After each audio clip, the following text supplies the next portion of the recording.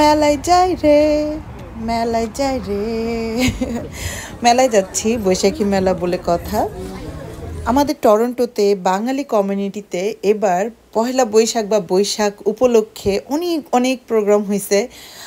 আমরা এত বেশি ব্লেসিং যে আমাদের এত স্ট্রং একটা বাঙালি কমিউনিটি আছে আমাদের টরন্টোতে বিশেষ করে, এবং আমরা সেই কমিউনিটির ভিতরেই আছি।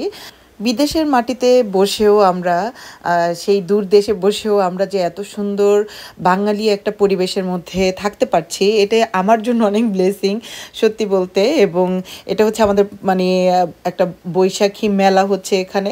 আমরা জাস্ট টুস করে ঢুকছি আর ঢুস করে বের হয়েছি, এরকম একটা অবস্থা। প্রচুর গান বাজনা ছিল, তো অনেকক্ষণ গান বাজনাও এনজয় করছি। এবং এই যে মেলায় দেখেন রকমারি এত সুন্দর সুন্দর জিনিস আসছে, এবং মেলায় আমার সবচেয়ে ভালো লাগে যে অনেক দিনের পরিচিত অনেক আপুদের সাথে অনেক দিন পর পর দেখা হয়, তেমনই দেখা হয়ে গেছে শাইলাপুর সাথে। একদম মেলায় এসে আমরা এই যে শাইলাপুকে পেয়ে গেছি, আমাদের টরন্টোতে খুবই পরিচিত মুখ, এবং আমাদের সুন্দর সুন্দর শাড়ি একদম দিতে থাকে আমাদের সবাইকে টরন্টোতে। আপু কেমন আছেন? কেমন লাগতেছে বৈশাখের এত প্রোগ্রাম?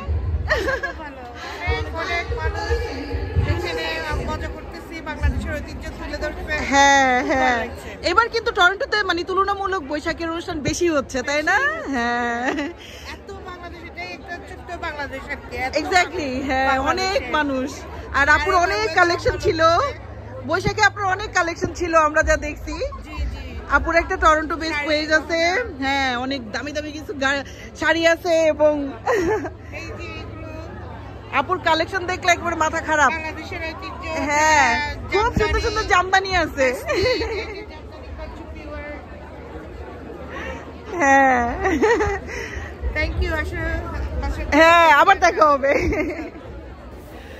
সত্যি বলতে আমাদের বাঙালি কমিউনিটিতে সবাই আপুকে চিনে, তো আপুকে পেয়ে আমার অনেক ভালো লাগতেছিল। এবং এই যে ডিজাইনার বুটিকের খুশবু, ওকে দেখে তো আমার আরও ভালো লাগতেছিল। তো এর জন্যই হচ্ছে গিয়ে আমি মেলায় খুব করে যাই, মানে যেতে চাই যে সবার সাথে একটু করে দেখা হয়। কারণ যেমন খুশবু আসছে অন্য আরেকটা শহর থেকে, তেরকমই অনেক অনেক দিন পর পর অনেকের সাথে দেখা হয়। এটা আমার জন্য যে কী পরিমাণ একটা হ্যাপিনেস, এটা আমি বলে বুঝাতে পারবো না।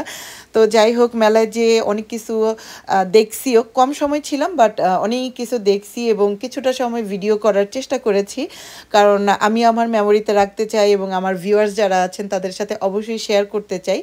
আর মেলা টেলা শেষ করে তাড়াতাড়ি করে আবার মুসাকে নিয়ে চলে আসছি একটু খাওয়া দাওয়া করতে। তো খাওয়া দাওয়া করতে যে আবার দেখা হয়ে গেলো আমার এই এলাকার আরেকটা ছোট বোনের সাথে। তো ওর সাথে অনেকক্ষণ সময় গল্প মারছি, খাওয়া দাওয়া করছি। আমার দিনটা এত সুন্দর গেছে যা বলার বাহিরে।